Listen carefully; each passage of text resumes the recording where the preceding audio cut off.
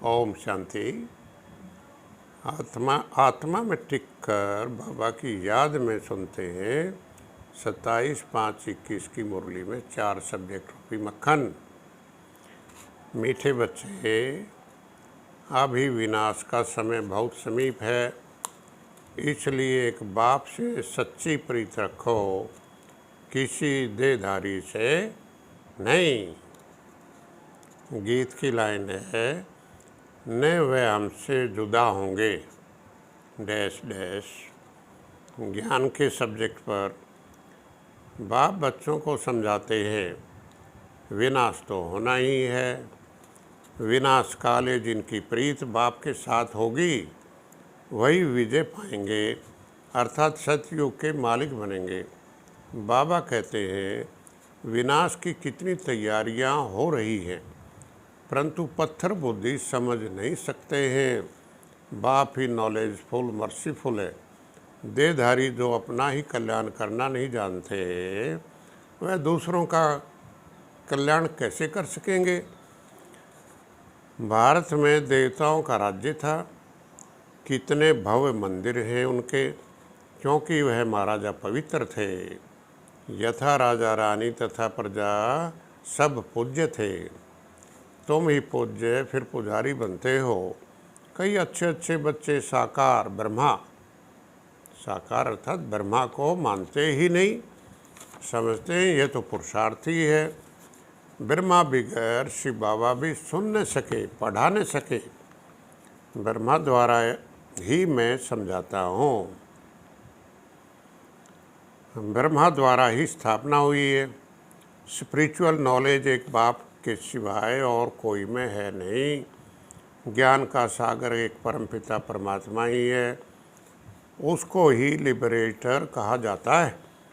बाबा कहते हैं ये तुम्हारा अंतिम जन्म है, इसमें अगर तुम प्रीत नहीं रखते हो तो पद भी नहीं मिलेगा।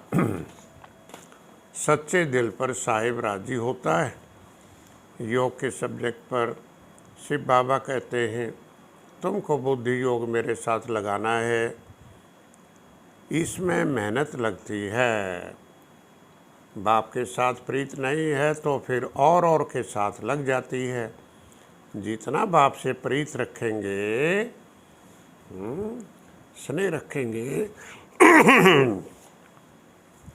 तो फिर जितना बाप से प्रीत रखेंगे, स्नेह रखेंगे, याद में रहेंगे, उतना उच्च पद पाएंगे। बाप की याद से ही तुम्हारे विकर्मों का बोझा भस्म होगा। याद के अभ्यास से ही धारणा होगी। बांधेलियों को बाबा कहते हैं घर बैठे याद नहीं करती रहो तो तुम औरों से उच्च पद पा सकती हो। बाबा कहते हैं अमृत वेले एकांत में बैठकर बाप को जितना याद करेंगे उतना खुशी का पारा चढ़ेगा। वाह वाह वाह वाह। धारणा के सब्जेक्ट पर अमृत वेले एकांत में बैठ बाप को याद से प्यार से याद करना है। याद भी कैसे करना है? प्यार से। मीठा बाबा, मेरा बाबा, कल्याणकारी बाबा, मेरा भाग्य बाबा, वाह बाबा। तो ऐसे याद करना हमने। दुनियावी बातों को छोड़ ईश्वरीय सेवा में लग जाना है। बाप से सच्ची दिल रखनी है। आपस में एक दो के आशिक मासूक नहीं बनना है। प्रीत एक बाप के साथ जोड़नी है, देहधारियों से नहीं। वरदान, स्वार्थ शब्द के अर्थ को जान, सदा एक रस स्थिति में स्थित होने वाले सहज पुरुषार्थी भव। फिर सुने, स्वार्थ शब्द के अर्थ को जान, सदा एक रस स्थिति में स्थित होने वाले सहज पुरुषार्थी भव। स्वार्थ अर्थात पहले स्व के रथ को स्वा करो। आत्मा का जो शरीर रूपी रथ है, बाबा कहता है उसको भूलो, उसको स्वा करो। इस एक शब्द के अर्थ को जानने से सदा एक के और एक रस बन जाएंगे। यही सहज पुरुषार्थ है। स्लोगन है, फरिश्ता रूप में रहने से कोई भी विघन अपना प्रभाव डाल नहीं सकता। फरिश्ता रूप में रहने से कोई भी विघन अपना प्रभाव डाल नहीं सकता। बहुत अच्छा स्लोगन है। सेवा के सब्जेक्ट पर जब प्रदर्शनी करते हो तो सबसे पहले गीता पाठशाला वालों को निमंत्रण देना है जो श्रीमद् भगवत गीता का अभ्यास करते हैं, क्योंकि वही भूले हुए हैं कि गीता का भगवान कौन है और सभी को भुलाते हैं, औरों को भी भुलाते हैं। ये भी समझाना है कि पतित पावन परमपिता परमात्मा है या गंगा का पानी।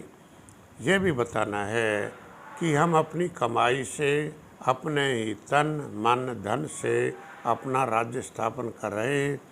बाप बच्चों को समझाते हैं, बच्चों को फिर औरों को समझाना है।